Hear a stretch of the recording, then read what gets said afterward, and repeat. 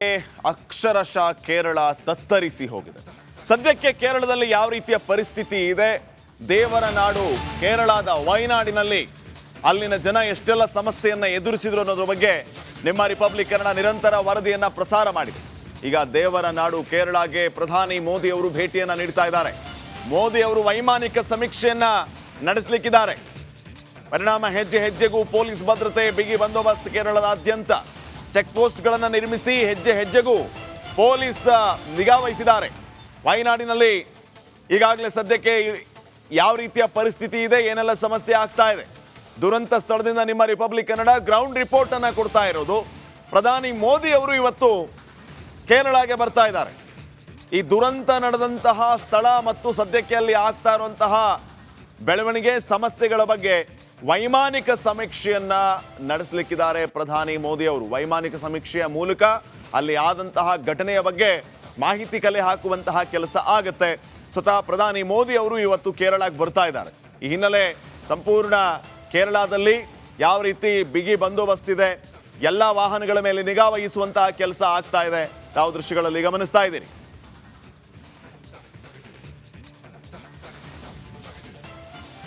ಬಗ್ಗೆ ಇನ್ನಷ್ಟು ಮಾಹಿತಿಯನ್ನ ನೀಡ್ತಾರೆ ನನ್ನ ಸಹೋದ್ಯೋಗಿ ರಂಜಿತ್ ಶಿರಿಯಾರ್. ಈಗ ವಯನಾಡಿನಿಂದ ನೇರ ಸಂಪರ್ಕದಲ್ಲಿ ಜಾಯ್ನ್ ಆಗ್ತಾ ಇದ್ದಾರೆ. ರಂಜಿತ್, ಗಮನಿಸ್ತಾ ಇದ್ದೀವಿ ವಯನಾಡಿನಲ್ಲಿ ಆದಂತಹ ಬೆಳವಣಿಗೆ, ಈ ದುರಂತದಲ್ಲಿ ಎಷ್ಟೊಂದು ಜನ ಸಾವನ್ನಪ್ಪಿದ್ರು, ಇನ್ನೂ ಕೂಡ ಜನರು ಸುಧಾರಿಸ್ಕೊಳ್ಳೋದಕ್ಕೆ ಆಗ್ತಾ ಇಲ್ಲ ಅಂತ ಸಮಸ್ಯೆ ಸಾಲು ಸಾಲು. ಸದ್ಯಕ್ಕೆ ಪ್ರಧಾನಿ ಮೋದಿ ಅವರೇ ಕೇರಳಕ್ಕೆ ಬರ್ತಾ ಇರೋದು.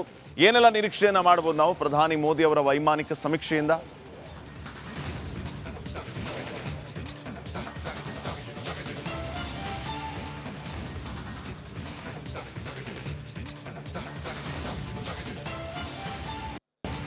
ಖಂಡಿತವಾಗ್ಲೂ ಕೂಡ ಶ್ರೀಪಾದ್ ಪಾಟೀಲ್, ಕಣ್ಣೂರು ಏರ್ಪೋರ್ಟ್ಗೆ 11 ಗಂಟೆಗೆ ಪ್ರಧಾನಿ ನರೇಂದ್ರ ಮೋದಿ ಅವರು ಬರ್ತಾರೆ. ಅಲ್ಲಿಂದ ಹೆಲಿಕಾಪ್ಟರ್ ಮೂಲಕ ಕಲ್ಪೆಟ್ಟಾಗಿ ಬರ್ತಾರೆ. ಕಲ್ಪೆಟ್ಟಾದಲ್ಲಿ ಹೆಲಿಪ್ಯಾಡ್ ನಿರ್ಮಾಣ ಮಾಡಲಾಗಿದೆ. ಅಲ್ಲಿಂದ ನೇರವಾಗಿ ಪ್ರಧಾನಿ ನರೇಂದ್ರ ಮೋದಿ ಅವರು ಬೈ ರೋಡ್ ಇದೇ ಮಾರ್ಗವಾಗಿ ಬರ್ತಾರೆ.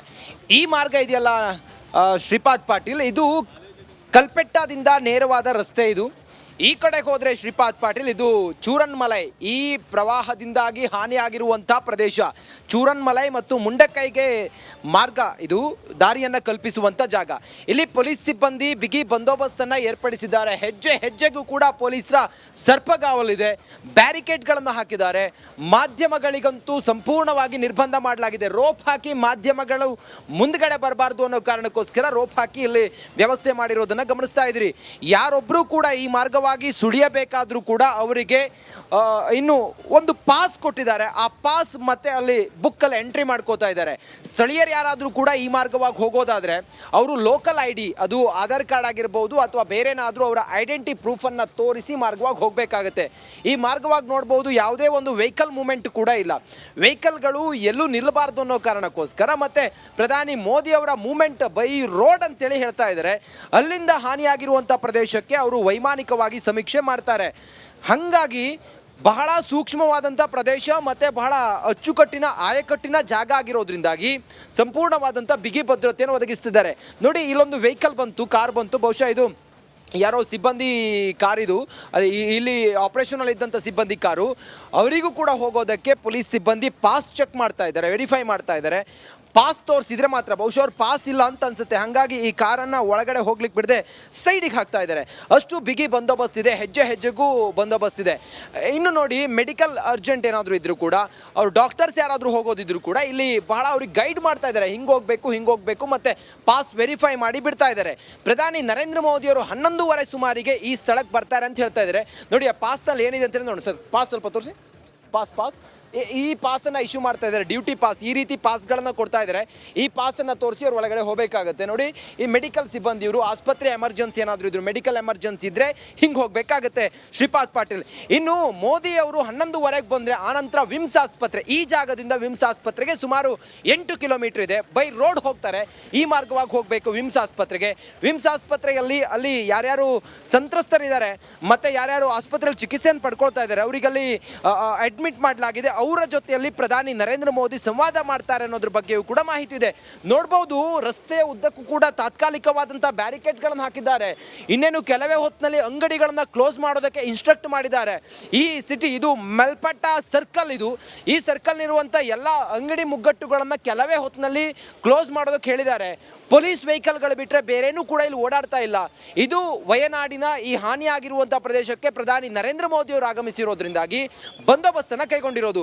ಇನ್ನು ಇದನ್ನ ರಾಷ್ಟ್ರೀಯ ವಿಪತ್ತು, ಕೇರಳದಲ್ಲಾಗಿರುವಂಥ ಈ ಭೀಕರ ದುರಂತ, ಸುಮಾರು 420ಕ್ಕೂ ಹೆಚ್ಚು ಜನ ದುರ್ಮರಣ ಹೊಂದಿದ್ದಾರಲ್ಲ, ಇದನ್ನ ರಾಷ್ಟ್ರೀಯ ವಿಪತ್ತು ಅಂತೇಳಿ ಇವತ್ತು ಪ್ರಧಾನಿ ನರೇಂದ್ರ ಮೋದಿ ಅವರು ಘೋಷಣೆ ಮಾಡ್ತಾರಾ ಅನ್ನೋದಿರುವಂಥ ಕುತೂಹಲ. ಮತ್ತೆ ಸ್ಥಳೀಯ ಆಡಳಿತ ಮತ್ತೆ ರಾಜ್ಯ ಸರ್ಕಾರದ ಜೊತೆಯಲ್ಲಿ, ಕೇರಳ ಸರ್ಕಾರದ ಜೊತೆಯಲ್ಲಿ ಪ್ರಧಾನಿ ನರೇಂದ್ರ ಮೋದಿ ಅವರು ಇದೇ 12 ದಿನದಿಂದ ಹಿಂದೆ ನಿರಂತರವಾಗಿ ಸಂಪರ್ಕದಲ್ಲಿದ್ದಾರೆ. ಅದರ ಜೊತೆಗೆ ಕೇರಳಕ್ಕೆ ತಕ್ಷಣಕ್ಕೆ ಪುನರ್ವಸತಿ ಸೇರಿದಂತೆ ಆಗಬೇಕಾದಂಥ ಕೆಲಸಗಳ ಬಗ್ಗೆಯೂ ಕೂಡ ಇವತ್ತು ಚರ್ಚೆ ಮಾಡುವಂಥ ಸಾಧ್ಯತೆ ಇದೆ. ಒಂದು ನೈತಿಕ ಸ್ಥೈರ್ಯವನ್ನು ತುಂಬೋದಕ್ಕೆ ಪ್ರಧಾನಿ ನರೇಂದ್ರ ಮೋದಿ ಅವರು ಬಂದು ವೈಮಾನಿಕ ಸಮೀಕ್ಷೆ ನಡೆಸಿ ಪರಿಹಾರ ಮತ್ತೊಂದು ಮಗದೊಂದು ಎಲ್ಲವನ್ನು ಕೂಡ ಇವತ್ತು ಚರ್ಚೆ ಮಾಡುವಂಥ ಸಾಧ್ಯತೆಗಳಿದ್ದಾವೆ. Shripad Patil. Okay, thank you Ranjith ಮಾಹಿತಿಗಾಗಿ.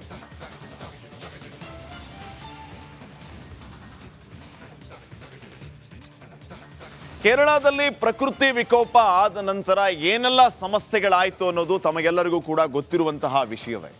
ಈ ರೀತಿಯ ಸಮಸ್ಯೆಯಲ್ಲಿ ಸಿಕ್ಕಾಕೊಂಡವರ ರಕ್ಷಣಾ ಕಾರ್ಯಾಚರಣೆಯಲ್ಲಿ ತೊಡಗಿದ್ದು ನಿರಂತರವಾಗಿ ನಮ್ಮ ಹೆಮ್ಮೆಯ ಭಾರತೀಯ ಸೈನಿಕರು ಸಂರಕ್ಷಣೆಗಾಗಿ ಹಗಲಿರುಳು ಯಾವ ರೀತಿ ಶ್ರಮಿಸಿದ್ರು, ಅಲ್ಲಿ ಸೇತುವೆಗಳ ನಿರ್ಮಾಣ ಯಾವ ರೀತಿ ಆಯಿತು, ಈ ಕ್ಷಣದವರೆಗೂ ಅವರು ತಮ್ಮನ್ನು ತಾವು ತೊಡಗಿಸಿಕೊಂಡಿದ್ದು ಹೇಗೆ ತಮಗೆಲ್ಲ ಗೊತ್ತಿರುವಂತಹ ವಿಷಯ.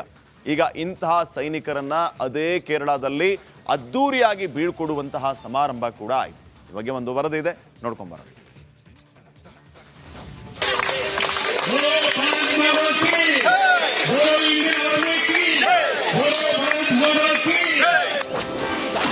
ದೇವರ ನಾಡಲ್ಲಿ ದೇವದೂತರ ಚಮತ್ಕಾರ, ಕಾರ್ಯಾಚರಣೆ ನಡೆಸಿದವರಿಗೆ ಬೀಳ್ಕೊಡುಗೆ. ದಿಢೀರ್ ಜಲಪ್ರಳಯದಿಂದ ವಯನಾಡಿನ ಸುತ್ತಮುತ್ತಲ 3-4 ಹಳ್ಳಿಗಳು ಸ್ಮಶಾನದಂತಾಗಿದೆ. ನೂರಾರು ಸಾವು ನೋವು ಸಂಭವಿಸಿದ್ದು ಹಲವರು ಮನೆಗಳನ್ನ ಕಳೆದುಕೊಂಡು ನಿರಾಶ್ರಿತರಾಗಿದ್ದಾರೆ. ಇನ್ನು ಹಲವರು ತಮ್ಮವರನ್ನ ಕಳೆದುಕೊಂಡು ಕಣ್ಣೀರಲ್ಲಿ ಕೈ ತೊಳೆಯುತ್ತಿದ್ದಾರೆ. ಪುಟ್ಟ ಮಕ್ಕಳು, ವೃದ್ಧರು, ಕುಟುಂಬಸ್ಥರು ಮಣ್ಣಲ್ಲಿ ಮಣ್ಣಾಗಿದ್ದಾರೆ. ಹೀಗೆ ಸಂಕಷ್ಟದಲ್ಲಿ ಸಿಲುಕಿದವರಿಗೆ ಸಹಾಯ ಮಾಡಲೆಂದೇ ಭಾರತೀಯ ಸೇನೆ ಟೊಂಕ ಕಟ್ಟಿ ಅಖಾಡಕ್ಕಿಳಿದಿತ್ತು.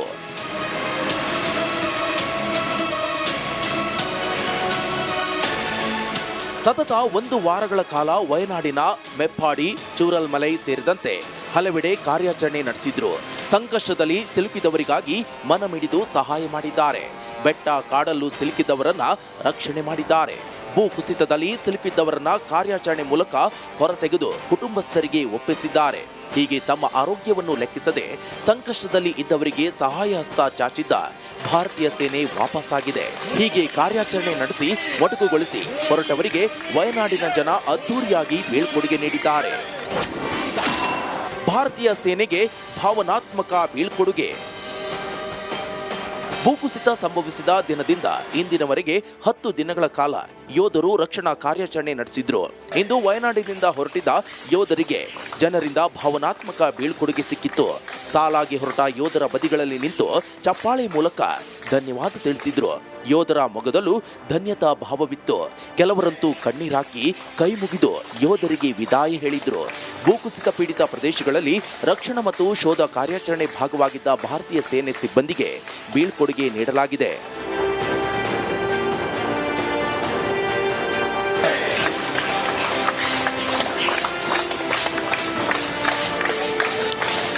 ಭೂಕುಸಿತ ರಕ್ಷಣಾ ಕಾರ್ಯಾಚರಣೆಯ ಸಮಯದಲ್ಲಿ ಜೀವವನ್ನು ಪಣಕ್ಕಿಟ್ಟ ನಮ್ಮನ್ನ ರಕ್ಷಿಸಿದ ವೀರರಿಗೆ ನಾವು ತುಂಬಾ ಕೃತಜ್ಞರಾಗಿರುತ್ತೇವೆ. ನಿಮ್ಮ ಧೈರ್ಯ ಮತ್ತು ತ್ಯಾಗವನ್ನ ಮರೆಯಲಾಗುವುದಿಲ್ಲ ಅಂತ ವಯನಾಡಿನ ಜನ ಭಾವನಾತ್ಮಕವಾಗಿ ಬೀಳ್ಕೊಟ್ರು. ರಿಯಲ್ ಲೈಫ್ನ ರಿಯಲ್ ಹೀರೋಗಳಿಗೆ ನಮ್ಮದೊಂದು ಸಲಾಂ. Bureau report, Republic Kannada.